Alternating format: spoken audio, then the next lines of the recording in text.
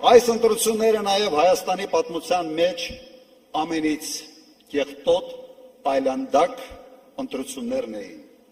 Եվ այդ կեղտի և այլանդակության հեղինակը այս իշխանությունն է։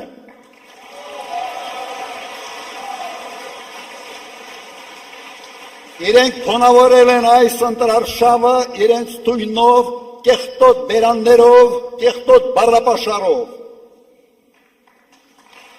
Մենք սա չենք հանդուրժում,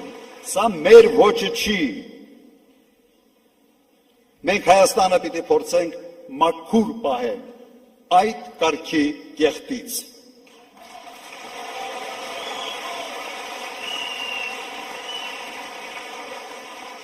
Ոչ մի ընտրություն Հայաստանի պատմության մեջ չի զուգորդվել այս քանակի ձերբակալություններով, կալանքներով,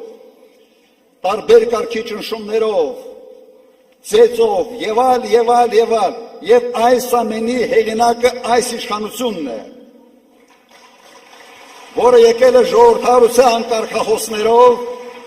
բայց դարձել են ուղղակի բռնապետական ոչ ունեցող իշխանություն։